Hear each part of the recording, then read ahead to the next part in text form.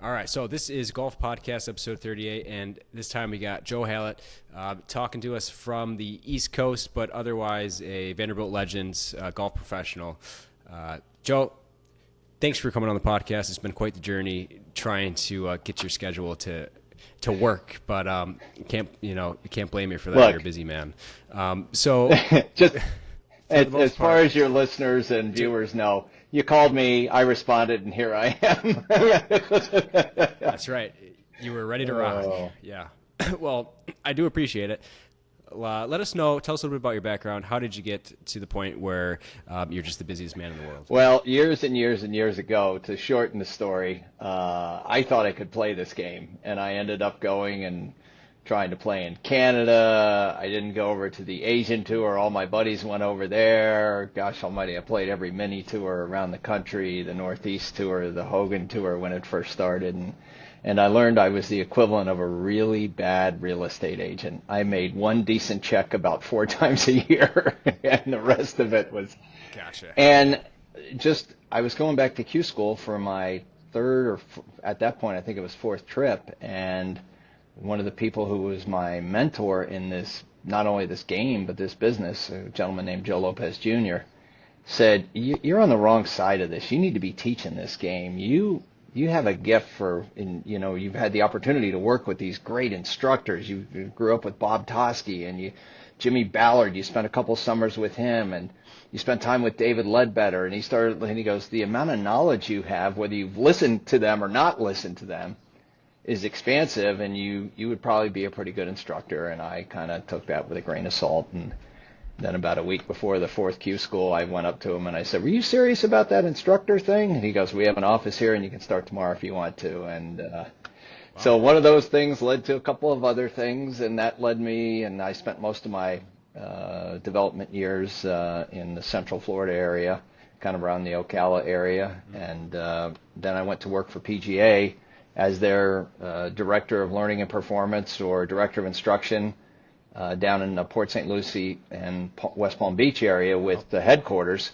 And that was really cool because you were doing things on kind of a big level to affect and help other people and other instructors teach people better. It isn't about saying there's only one way to do it. It was kind of, you were working mini or micro with the students, and then macro at a big deal. And a few years after I was down there, a gentleman named Paul Bergen, who helped start the Vanderbilt Legends Club, when there was nothing out there, and I mean nothing, and they built a golf course there, and people thought, you guys are nuts.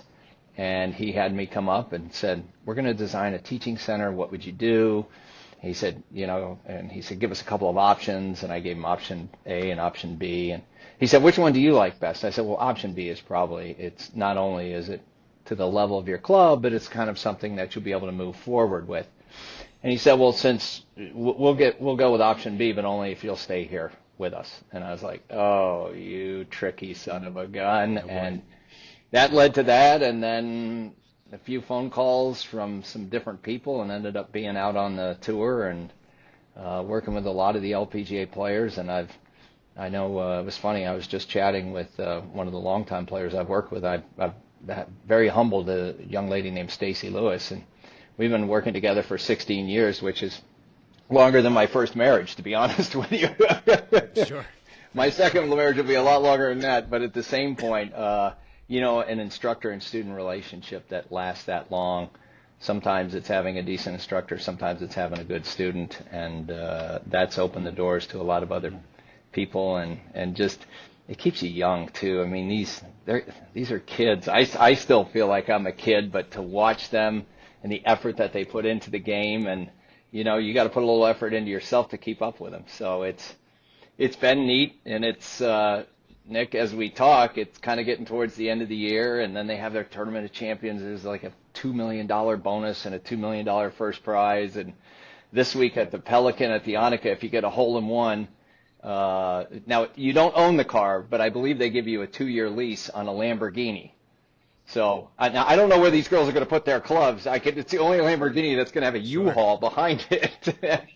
So that has kept me on my toes for quite a bit, and I'm still privileged to work with the PGA of America and teach a lot of the up-and-coming professionals. So, sorry, it was a little long and winded, but that's how I got here, and let's talk some golf, man. Yes, man. Let's do it. Well, you had mentioned working with the LPGA and just watching how hard these people work. What does it look like for a lady golfing in the LPGA? What are the sort of things that they're doing at that level? Expanding, not just coming in for golf instruction, but everything, all the components of their daily life, the things that they're doing to play at that I mean, today would be an absolutely perfect example of what a practice day would be on the LPGA. They have tomorrow's the Pro-Am day, so that's a little different. But Tuesday is a practice day. One of my young players, Maya Stark, another one, Maria Fassi, they start out their day. You know, they do have a diet that they follow, and they definitely have some nutrition. They will probably get a workout in of some kind in the 45-minute area generally, maybe an hour. Then they will head to the course. They'll get with the physios, do some stretching, if there's any taping or KT tape that needs to happen. Then they go in, they get a little bite to eat, then they get out on the range. So probably warm up, hit some golf balls for maybe 35, 45 minutes. Then they'll go over to the short game area where they'll spend another 30 or 45 minutes. They'll head to the putting green. And if they're going to go play a practice round like both of them did today, they only played 9 holes because they will play the opposite 9 holes that they're playing in the Pro-Am tomorrow. So both of these young ladies played the back 9 because they're both playing the front 9 in the Pro-Am. And a practice round is one for those that are wondering what happens in tournaments. You just don't go out and play 9 holes and you go, oh, shoot, I was 2 over par today. You know, they're working with their caddies. They're getting their lines off the tee. They're asking how far is that bunker. If they play the tee up like they did last year, can we carry that trap? Do we need to hit a 3-wood? Then you get there and they hit the ball up in the green, and the first thing that happens is they walk up there and they pull all the golf balls off of the green, and then they're chipping and hitting bunker shots from all over the place, and the caddies throw down these little rubber discs that simulate golf holes, and they're hitting putts from here and hitting putts from there. And the bottom line is a decent practice hole at that level probably takes, I would love to tell you it takes 10 minutes. It doesn't. It takes 15 minutes, and 9 holes like that is easily 2 hours to 2 hours and 15, and then when they come back in, they head to the range and they go, I didn't like the way that those 100-yard shots were working today. Can we go work on those for a while? And you're a golfer, and everybody that's watching this is a golfer, and I believe it or not, they go back to the short game area for about another 45 minutes, and they go back to the putting green for about another 45 minutes, and it's about 4:55 or 5 o'clock, and they got there at 8:30 in the morning, and they only got 9 holes in, and it's the one thing that these ladies are smart about, because they're there all week, is rest and pacing the amount of energy that they put in each and every day. And that's a little long-winded, but you would be surprised how long, you know, if you and I go to our friends club and we play in the member guest, you know, we go out and we play 9 holes on Thursday. The beverage cart is stopped by twice, and we're having a hoot, and then we go in and you have some chicken wings and a couple of beverages, and we go, we'll play 9 holes tomorrow, we're ready. So that might be the reason that at the higher level they're a little more prepared for things that could happen out of the ordinary.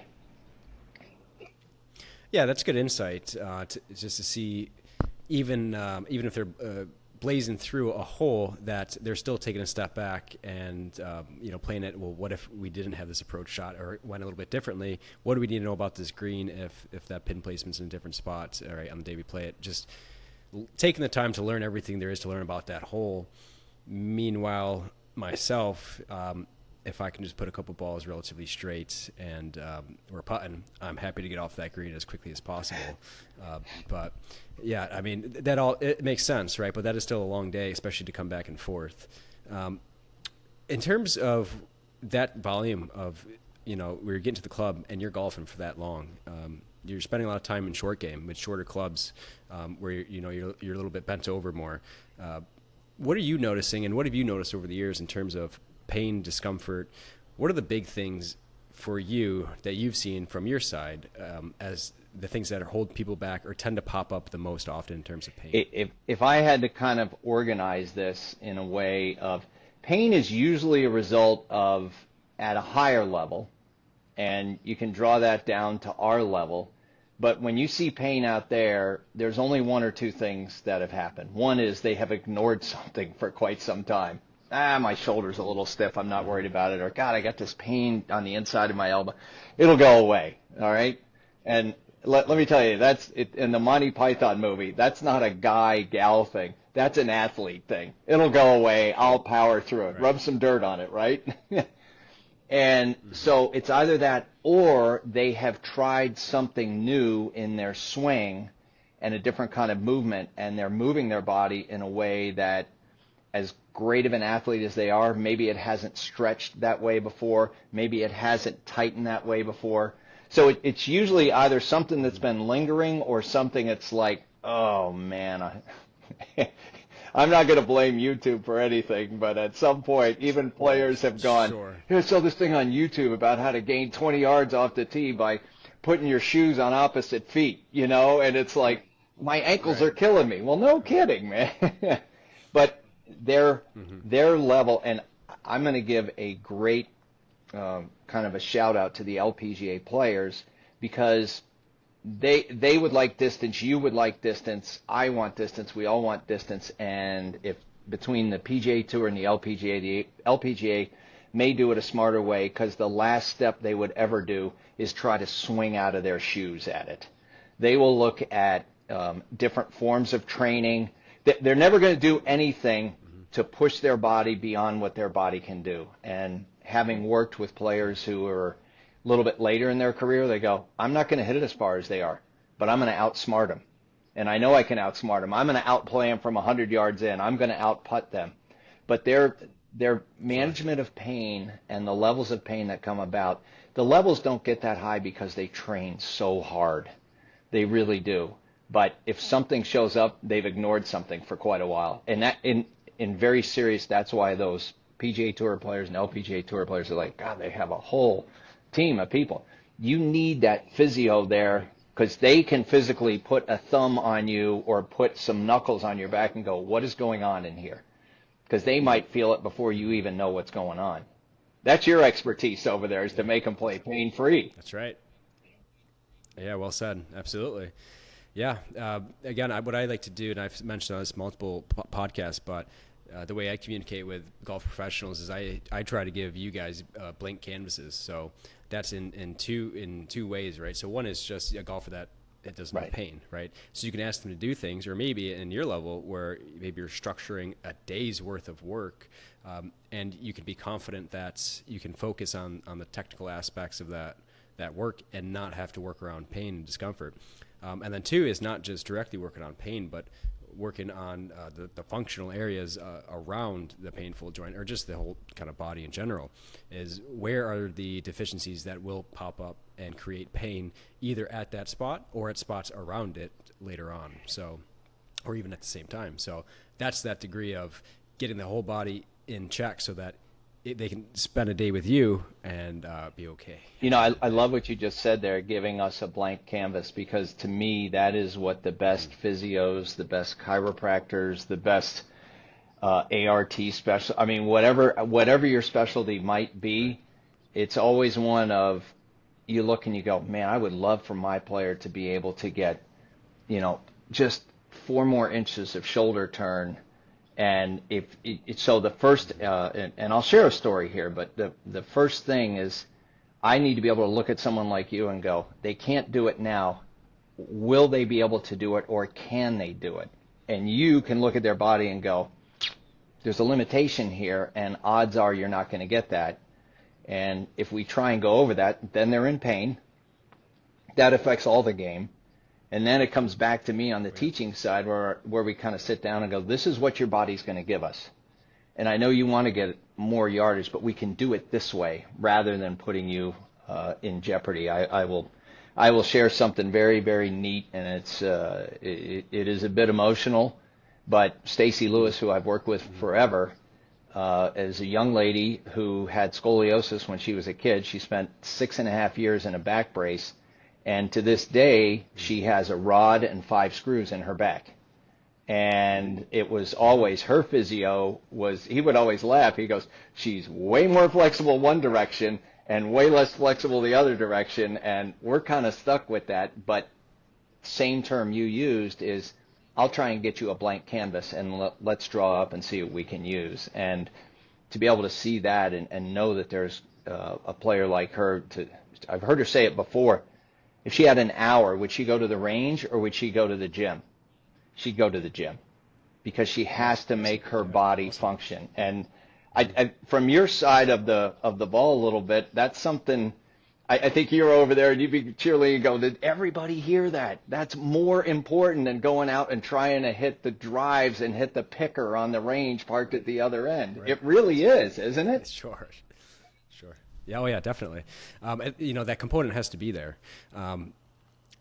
Whether you're an elite golfer or not, if you're someone who's going to play consistently throughout the summer, if that's not there, and we see it all the time, you're going to be coming in on the other end of that spectrum where now you're really in some pain, right? So if you're not taking care of it in the fitness side or into the rehab and kind of preparing your body for the extremes of the golf swing, then you're going to be coming in on the pain side, right? So yeah, I mean, I'm happy that she understood that for sure with her history. She knows, hey, if I don't take care of this and open things up so that I can get on the range and do what I'm told to do and have actually productive practice, then it's just going to work. It's just going to result in worse play, but also pain, and that's right. That's a spiral that every golfer, and I know with the amount of golfers that you see and talk to other professionals, this game, you don't have to play at that level. It is a fun game, but if you've got pain and it's affecting your game and it's affecting your score, the first thing that happens is you don't hit the ball the way you want to, and that's a personal thing. And then what's affecting your score, now your partner hates you because he's got to do all the work.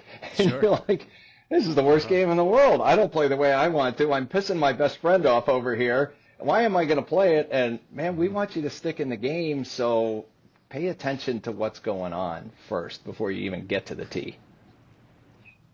Yeah, well said. You had mentioned earlier today that the ladies, they had done a gym session, right? I think it was about 45 to 60 minutes. What sort of things do you know? What sort of things are they doing? Lots of, I guess the easiest way to explain it is sometimes it's kind of like cross-training. They're not all in there lifting weights. I mean, it is a bit intimidating because I'll get to the gym in the morning and I do my thing. I get on my elliptical, I hang from a bar, I do,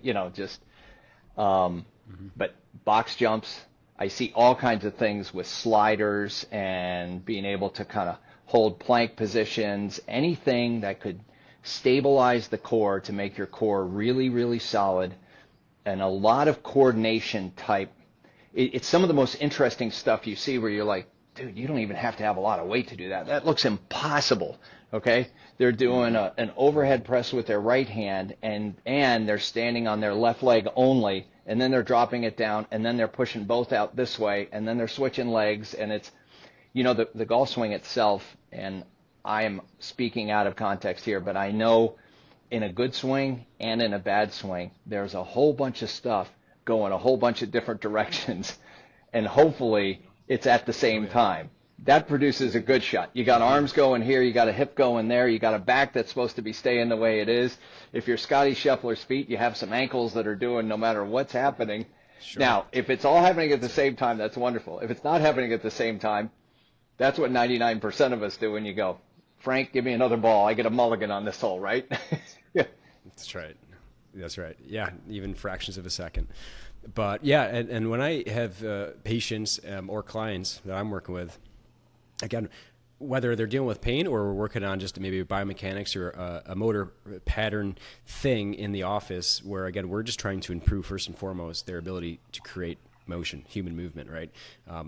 Working on mobility, stability, and motor control of that, and then trying to integrate that the best we can into the golf swing, which does end up including drills like med ball throws, maybe some box jumps like you'd said, or landings to lateral jumps, things like that, where once we open up all this mobility and create stability and the ability to create strength in these joints is to use them fast, right, dynamically like we need to in the swing.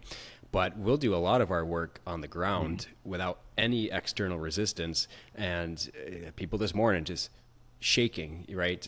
You're getting to the good parts when you're doing that without needing any of this, right? Just, we haven't gotten to the point where we need a ton of external resistance, because we just have to retrain patterns, and we can put them in positions just leveraging their body weight and trying to get their joints to centrate. And just working these joints in that way is enough to create so much,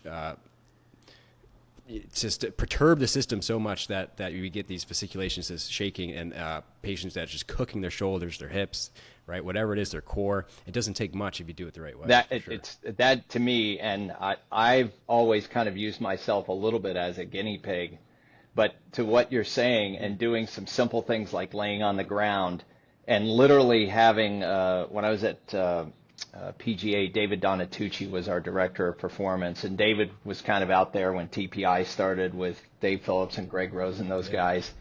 And it was one of those, and I forget what they're called. It's kind of like you lay on the ground and you're face first, and he literally put 2 Campbell's tomato soup cans in my hands, and he goes, lift those off the ground. And I'm like, what the heck is wrong with me? I can't lift them off the ground. He goes, well, that's why this arm always goes up. You have to learn how to externally rotate over here.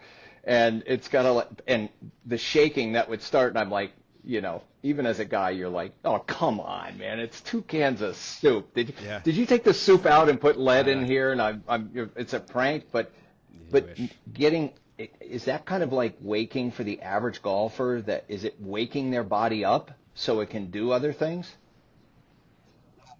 Yeah, in a way it is. So we can work on the nervous system and then the actual muscle itself, right? So we need to get both of those things working together. So part of it is not just saying maybe using a muscle they haven't used in a long time, but actually putting the joint in a position that it hasn't been in a long time, and then using that muscle in that position.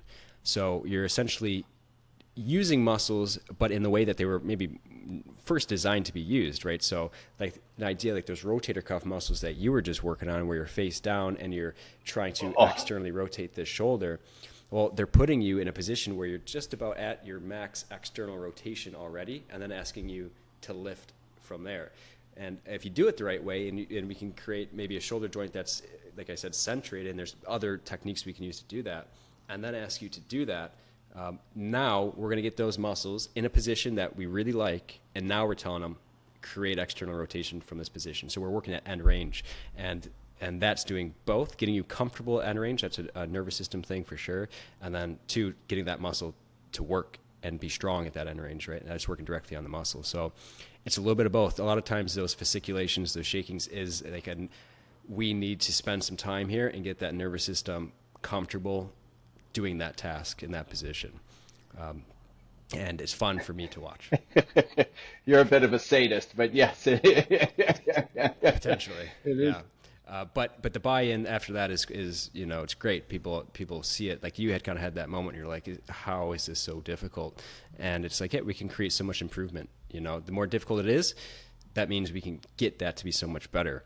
And to your point with that exercise, there's different ways that we can do that. But you think of that backside shoulder, and maybe some of these classics. I think I've used this example before, but if you're trying to stop that shoulder from hiking on that backside, and instead you want them to be a little bit more shallow, if they don't have access to this, if they can't get back here, and maybe you're doing that drill where you're holding a club head cover, maybe if you're doing that still these days, I have no idea, not my area, that's all you. But if you're doing something to try to influence that, and this joint can't do that, then you as a professional trying to instruct your golfer are going to have a hell of a time getting them to maintain this swing angle of attack consistently, and not be sore the next day or in more serious pain, right? If this shoulder isn't ready to come through and stay externally rotated like that, because this is could be a compensation for that missing external rotation, like he had kind of mentioned. So we got to get you there, and they were trying to get you there in the gym or in the clinic and things like that, so that you have a blank canvas of a shoulder to work with when you're like, hey, there's a lot of things we can be able to do to stop this this kind of sharp angle here and bring it down a little bit or shallow it out. But if that shoulder or the thoracic spine or the scapula, yada, yada, yada, aren't ready for it, now you're in for a hell of a time. So let me, and if you're cool with it, I'd love to throw a question your way a little bit too, because Of course. whether it's the average golfer, whether it's the parents of the kids, and they're like, Jane's got to hit it further, Tommy's got to hit it further. It has been, and I don't know, but I'm assuming from your side, without undergoing, copious hours in the gym and all these, and no disrespect to the people that are doing all this speed training, but job one, if you can wake a muscle up and give it more area of use, that's got to, it's got to hit the ball further by default, where someone who comes to see you and gets this fix goes out and goes, I don't know what I'm not doing anything different, but my 7-iron's going 10 yards further because stuff is working. Sure. If there's something in there that's impeding it, it's got to slow things down, or no? Yeah. Well, you can think first and foremost, like runway. We have more runway, so we can create more speed. All right. If it's a T-spine and a shoulder thing, if we can get another 5 degrees out of that T-spine, in some cases, people I'm working with is like 20 more degrees in the most serious cases of true thoracic spine rotation, like true rotation through that mid-back, plus maybe a couple extra degrees from the shoulder. We can just get a little bit wider potentially in that swing. We just have more runway. So yeah, you can create more speed if you have more time. And then two, we can create things like separation in these joints. So you can think of like X factor or like stretch shortening cycle, different things like that, where if we can get more T-spine rotation and we have the ability to separate our hips from our thoracic spine, which oftentimes requires waking certain muscles up and teaching that pattern, just teaching you what it feels like to use your hips, then we have the ability to take advantage of a more neurological system, which is that stretch shortening cycle, and the ability to, again, even take advantage of like passive components of tissue like tendons, where the real power comes from is stretching a tendon and then letting it recoil.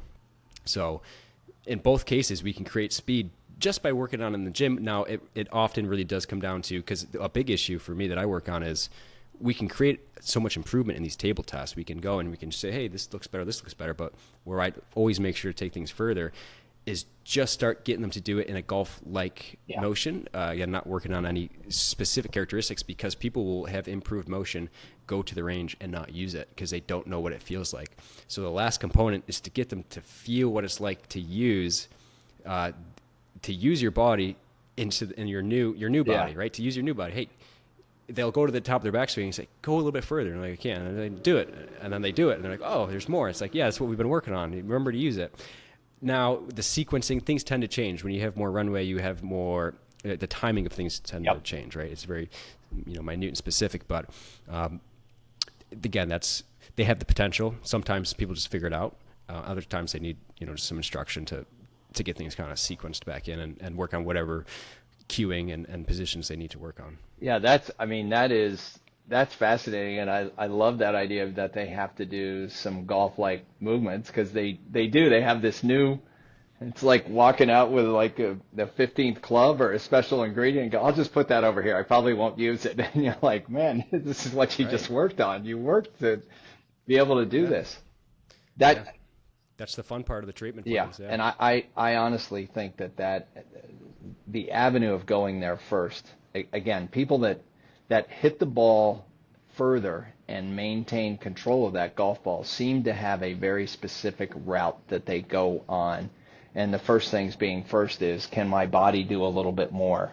And how do I handle that at a slower speed so I can get used to it? How do I handle that at a faster speed? And the way I've seen the things fall apart is the person, like I probably was when I was younger, they get in the gym and they go, okay, start throwing this medicine ball as hard as you can. And sure, yeah. Mm-hmm. Yeah, you'd be surprised at how much cueing and sometimes is needed to do a certain type of medicine ball throw. Because again, we're trying to do it the right way. And so we say, hey, I want you to face away from the wall, take a step to your left, open up, and then shovel pass and throw it hard at the wall. And that can be done incorrectly or wrong or just not productively. And so it still will take some time to figure things out. So sometimes throwing things at the wall as hard as you can, right, isn't necessarily the best route. Sometimes it can, like, in a general sense, actually moving heavy things, you're throwing things really hard, there's ways that will transfer, but to an extent, there are better ways to do it, right? We can be a little bit more precise for sure. How, if you had to walk a golfer out there, and I'm always, the blessing of spending time with some of the younger kids are, and you've probably seen it, and for your viewers and listeners, Miguel Angel Jimenez, who is, I mean, he's a senior player, and he is of the same caliber of quality that like a Bernhard Longer is. He can keep playing, but he had a warm-up routine that went on for a while, and he would do it with the cigar in his mouth, and it was just, but it was very, and I saw a different time when he actually explained. He goes, I know this looks goofy, but I'm waking up the areas of my body that I know are always stiff every day, and a lot of it is ankles and knees and hips. And what would, I mean, for the average golfer just going out there, what would maybe one of the top 2 or 3 things be that, from your side of the ball? I'm always learning on this, and I had somebody else that said, tell them to make some left-handed swings, flip a club upside down and make some left-handed swings first. I don't know, but any other quick? Yeah, I like that idea. When we do some speed work or power stuff towards the end of the plan, a lot of times we'll do it both sides. So where they're kind of in a, if they're a righty golfer, throwing something or swinging something in that direction, but also to switch and kind of reverse it.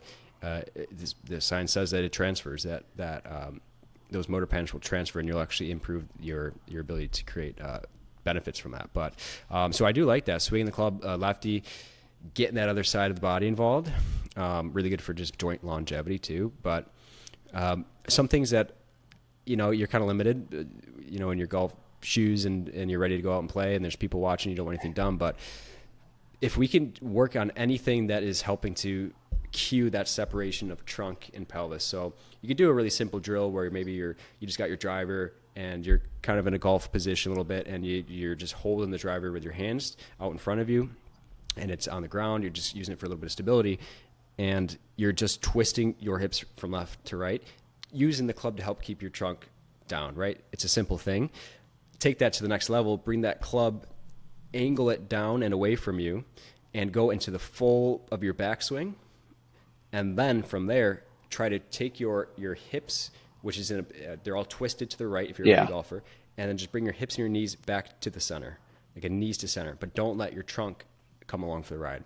So if you do that all the way in the back of your backswing, and you just try to bring your knees back to the center, just a little bit, don't let your feet come off the ground. I want all this coming from the hips and the knees. Then we've just cued that quick separation, leading with the hips a little bit, so it can stretch and create a little bit of stretch through that thorax, so that you can slingshot the thorax, slingshot the arms after that, and then the hands. But that would be that to kind of that next level.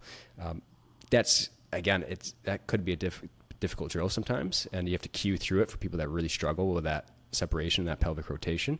But if you can really get those things fired up a little bit, then you're well on your way to having a decent performance, depending on the day you have. But those are 2 really good things. Again, it just depends. Otherwise, what do you have access to and different things like that. But and it's hard to demonstrate here. But that, I think, if you got a decent idea of what I was demonstrating there, is a good one. I like that. Especially where you're in that full end range backswing position, you post up that club to give you a little bit of extra stability just to help, and then separating those hips, just bring those hips to the center quick. Man, and starting out, I would say the average player, I mean, if you went and did that and got like 4 inches of hip movement, that would be like, right.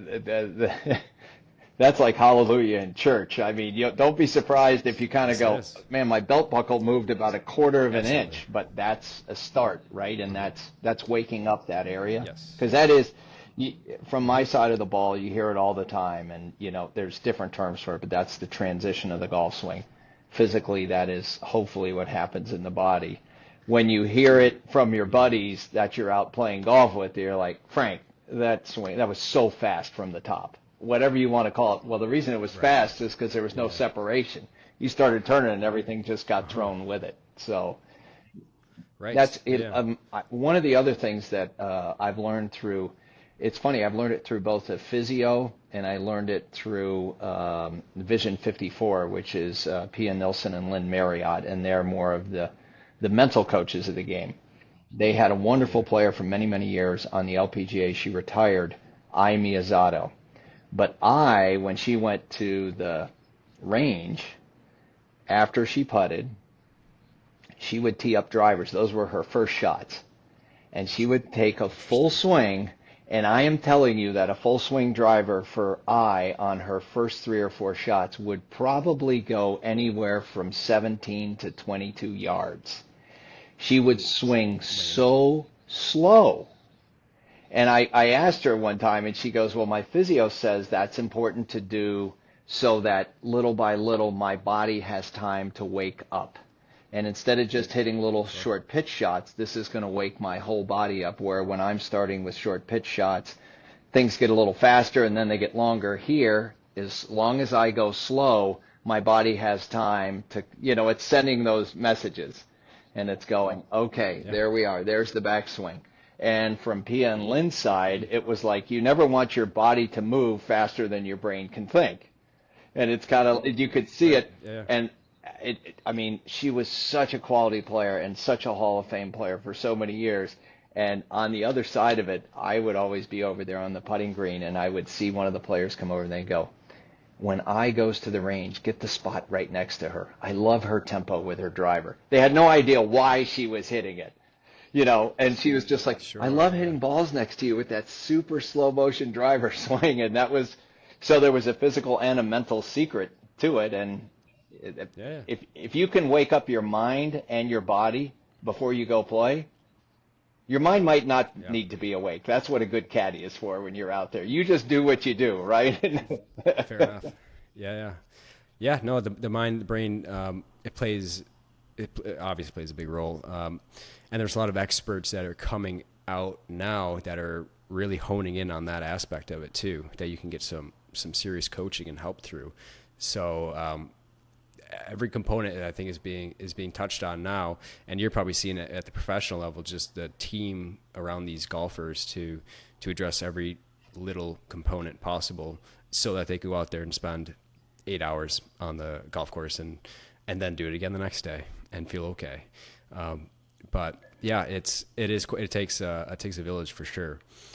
I want to ask you a question. So when it comes to local golf here in Nashville, and Legends, what have you noticed with golfers coming to you, whether they're at the higher level or the lower levels, over your kind of career? What are the big things that people are coming in with that you're noticing kind of day one, that you're working on? What are the big things with Nashville?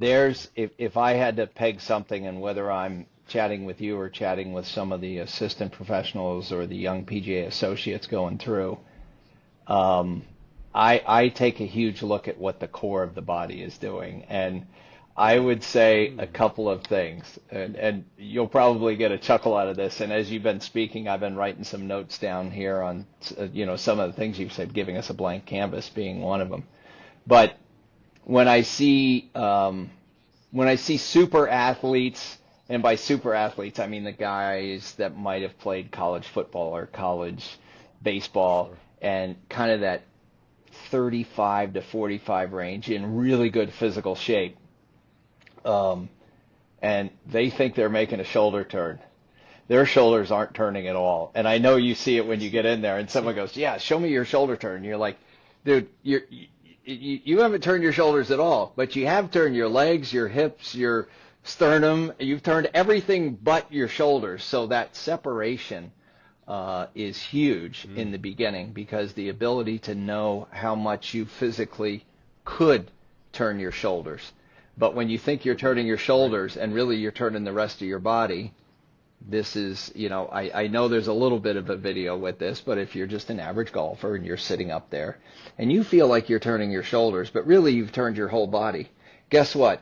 When you unwind your body, you are going to come over the top of it. You're going to take a divot the size of a small archaeological dig with your wedge. You're going to hit a 50-yard slice with your driver. And the minute you learn to turn your shoulders a little bit, now the path of that whole thing changes, and you've all of a sudden adopted a shot that seems to go a little higher, draw a little more, and it seems to be a whole lot more fun. And if there is one thing, and even the good players, it's probably a little counterintuitive, and I see, because we all get into a rhythm in golf, and it's just like dancing. If you went out there and you just you didn't know what you were doing and you're just trying to move your shoulders, you're going to look like kind of a cyclops, but then all of a sudden everything loosens up and you're like, oh, I get this. This is awesome. Well, that happens in the golf swing when the higher level players or any player is working on something. And then when it feels natural, I don't want to say your body puts its guards down, but it puts its guards down and goes, oh, we got this. This is so much fun. And little by little, your shoulders stop turning. And so it isn't about the power. It's more about the sequence that the upper body will turn, the lower body will follow. And then you can do what you do in every other sport, which is unwind. You can throw the ball. You can hit the tennis ball. As long as you're not standing in the kitchen, apparently, I'm learning pickleball. So you can hit the pickleball. You can do whatever, right? Okay. But gotcha. But not being able to make that backswing is kind of a biggie. And the other thing that's so easy to say and so hard to get is everybody tries to get that longer backswing. You're trying to go to parallel.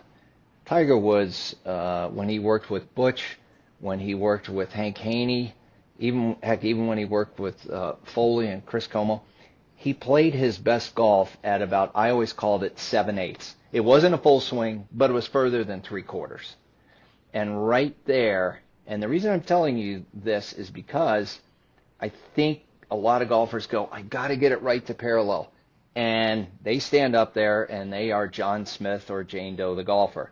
And they're about halfway back and they're still John Smith or Jane Doe. And they get about 3/4 of the way back and they're still John Smith or Jane Doe. And then they try and get it all the way and you're like, well, that's a John Smith that's 5 inches taller than the one that started trying to hit the ball. And that's a Jane Doe that is leaning somewhere else that wasn't the same. And now you have literally 28 100ths to 32 100ths of a second to put yourself all back together. And so just learning what you can swing, you'd be surprised because it's going to hit the ball more solid. Every time you hit the ball more solid, first of all, it sends that great feeling through your body of like, I don't even care if that goes, I don't care if it goes in the lake. That's the best shot I hit all day.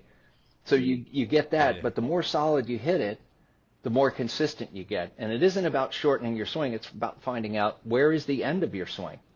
And when you go, I want my ending, and I love your analogy, I want my runway to be longer, you don't have to come to see me. You got to go see you, Nick, and kind of go, here's some soup cans, have some fun, and start shaking, right? Right, and that's even make it better. We want your runway to be longer, but we want it to be a well-paved runway, not a pothole-filled runway. So even if you can get longer, it needs to be quality longer. Right. A quality runway. And what you kind of seem to be mentioning here is when they try to get further and further, they can get further, but what's getting them further? And whatever it is, it's not pretty. They're losing posture and all sorts of things to do it, to feel like they're getting further. So yeah, well said. And just making, if we can get a little bit more, we got to make sure we can actually get a little bit more, and that it's not coming from compensations that make the variables so plentiful that it's almost impossible to like truly understand. There's so many different, in an instant, you just went from a good backswing to almost an infinite amount of little bits moving to get you that extra inch that your body now has, like you said, put back together. Really small amount of time to square up a ball. Right. Yeah. Yeah. Well said. So yeah, that shoulder turn is something that you seem to be noticing in a lot of your kind of club golfers, people that you're working with in the Nashville area. What is a general question here? Just your swing and your coaching philosophy. How would you describe that? Are you very hands-on? Do you like to look at a lot of numbers? Do you like to work on instincts a lot?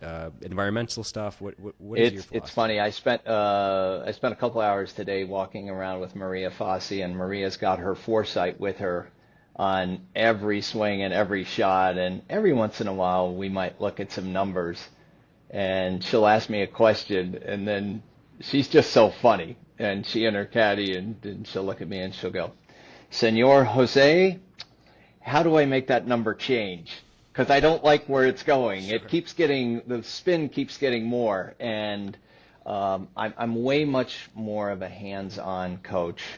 The higher level you play, it's about, there's a confidence factor in there. And if I can build on everything that they're doing right, someone asked me years ago, and that was a good question you asked, is kind of what is my coaching philosophy? And I used to tell people I want to teach them the government employee swing. And they said, what is that? I said, I would like maximum output with minimal input, okay? I want you to do as little work as possible and go, can you believe I just hit the ball that far? Because I don't want you doing a whole bunch of work to not get what you're trying to get out of the game. And once you get that little bit of effort with a lot of result, you realize that, and you know, it's as simple as hitting a putt. How do you hit a putt a little bit longer? You take the club a little further back, and you're not adding in turn or any of these crazy things. And as you carry that over, but everybody is a unique case. There's definitely some laws and principles that make the ball do what they do. You know, in general, curve of a ball is great, but if you've got too much curve, and you're bowling in lane 21, you're going to have to start throwing it down lane 20 and hope it hops the gutter, which is known as the trees, and it comes back into the fairway. But simplifying things is a huge, huge deal. The swing is so fast and so short. If I can give somebody something that's simple, and hopefully it could be in the setup, like, you know, I just want you to feel like your back is a little taller when you set up there. Try not to arch your lower back. Maybe feel more in the thighs when you're setting up. You know, it becomes something at a higher level where you can look at those numbers, and I mean, this white hair I got is not colored. It comes from spending a lot of time out there where you're like, you know what? This is going to sound crazy, but have you ever ridden a horse? Yeah. Pretend you're sitting on a horse when you hit these next tee shots.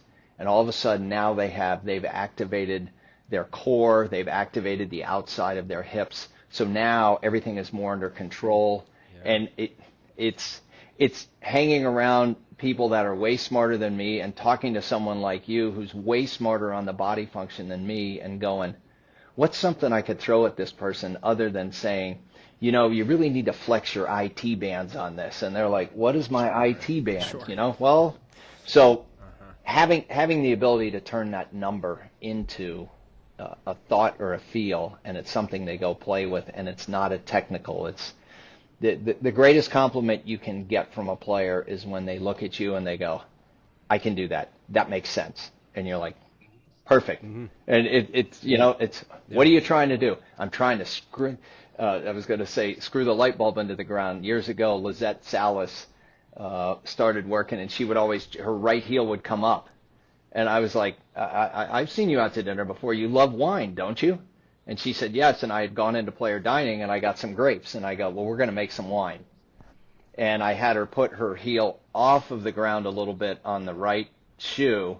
And I said, you're going to start stomping some grapes when you start the downswing. And so it was about squish the grape, make some wine, rather than, but immediately, then you see the numbers change. And again, when a player looks at you and goes, this is so easy, I can do this. That's how you get results. Yeah.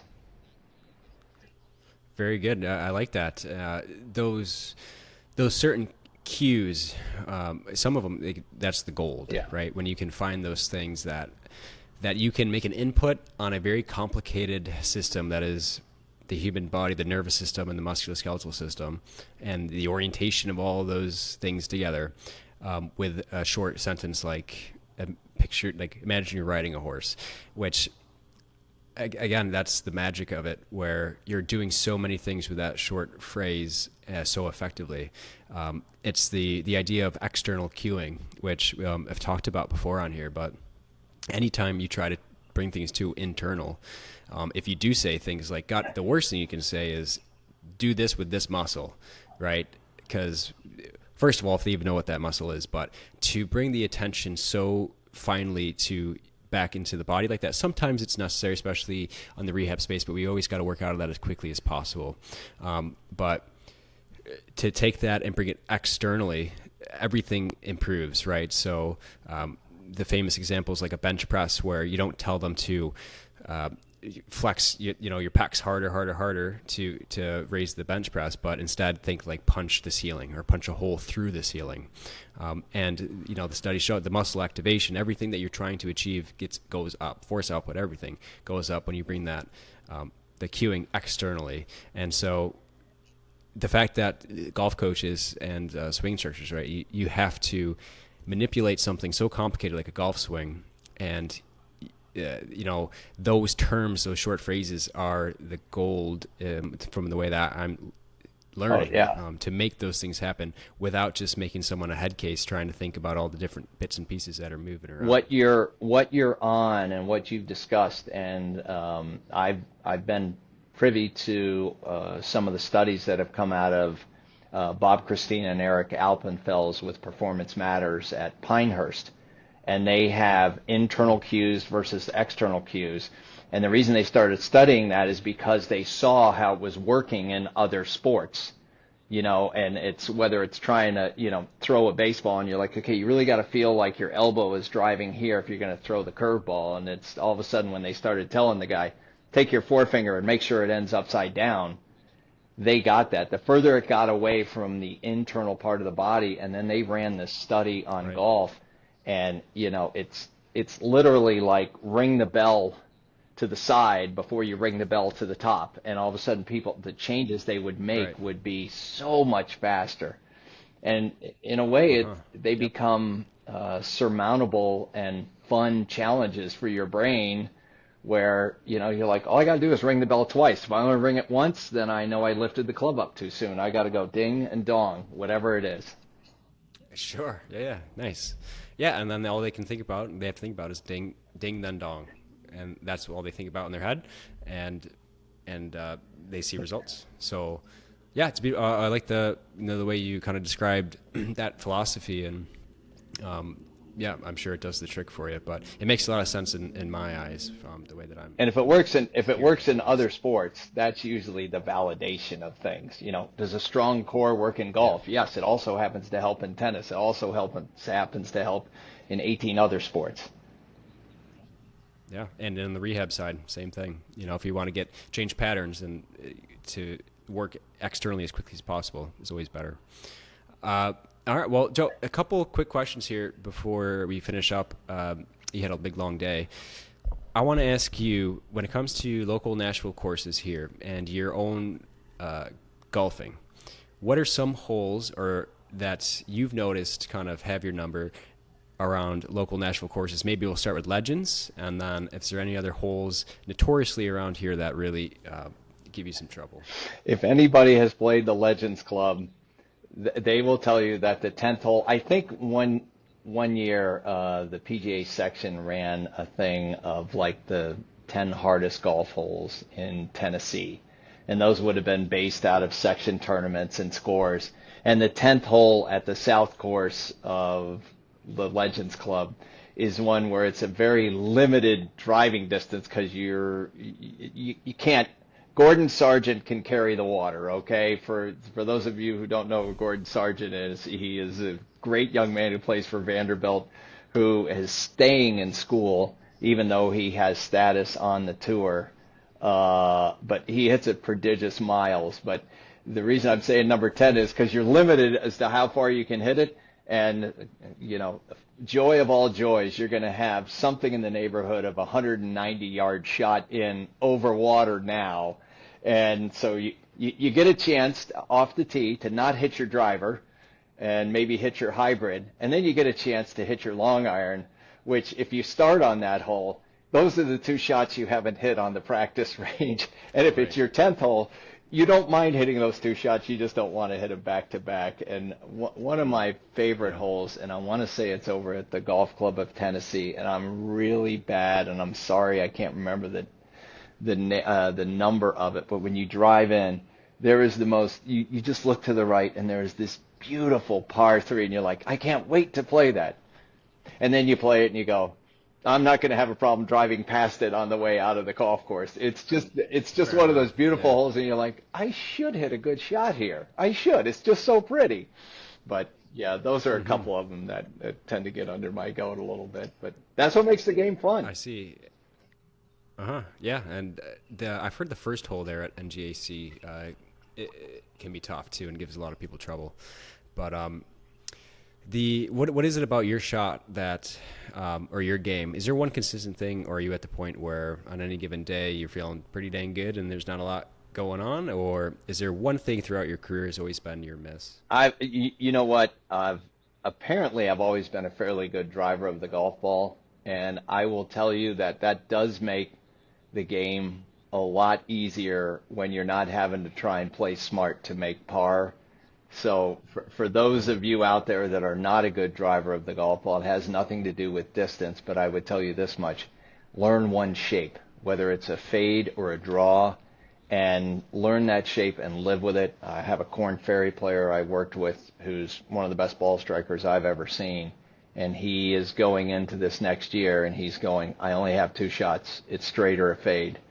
He goes, I know I can hit them all, and I keep trying to create them around the hole and go, okay, I'll hit this shot on this hole and that shot on that hole.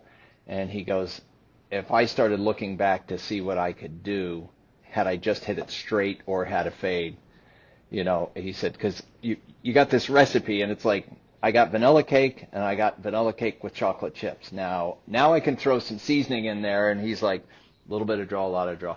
With that being said, that part of my game has taken a lot of pressure off of other parts of my game. Yeah. And I've always enjoyed the scoring irons, and thankfully to a couple of guys named Stan Utley and James Seekman, I have started to enjoy the distance wedge part of the game, which is That's right. not a full shot and further than a pitch shot about 15 yards from the green. And I'll be darned if you don't have a lot of those shots, no matter what level you play at. If you're a struggling golfer or your game's in kind of the hopper that day, you have those after you've pitched out of the woods or laid up, and you're trying to do it for par. And if you're a really good golfer like a Will Gordon, you have those shots on a 430-yard par 4, you have 60 yards in, And so the minute you learn that area, that's a bugaboo for almost any golfer. And I will tell you, for those folks that are listening and watching, go to your PGA professional and have he or she work with you in that distance. It's that important. And whatever system you devise, whether it's half swings or slow motion swings, whatever it is, stick with it, use it, learn it, own it, and you're going to have a lot of fun, because if you just get there and go, oh, I hope I hit a good shot, you're going to have to do that about 10 times for it to work once. But if you've got a system, Right. then you know what you can do. And it makes it a lot more fun. Yeah. Well said. Yeah. Awesome. All right. Well, if people want to get in touch with you, what's a good way to do that? If they need some help, some instruction, are you available for instruction? Are you shutting things down? I am. I'll be what's your taking off availability? for the winter season here a little bit, but I am available even over. I do a lot of video work, and I try and help people out as much as I can, because it's a good time to really kind of, if you're taking the club way too far inside, it's a good time to learn how to take it back straighter. I've got joehallettgolf.com. That's HALLETT.com. And my email is the corniest thing in the history of the world. When you become a member of the PGA, they go, you can have your own email. So I thought, well, I'll punch in J. Hallett. And then I thought, nah, I'll punch this in. But certainly somebody has taken it. So my email is thepgaguy@pga.com. Well Somehow done. 23,000 members. No one chose that. And I was like, how did no one pick this yet? But I'm always available Yeah. to answer questions. And, and let me tell you something. The thing I learned tonight is any golfer, if they can go out there with a clean slate, get your slate clean first, then go see your pro, or see your pro and figure out, I can't do what he's telling me, and get your slate fixed. Yeah, fair enough. Well said. Appreciate that. Yeah. Well, Joe, I appreciate it. We'll do this again sometime, and we'll kind of have a topic that we want to cover, and I'd love to have you back on.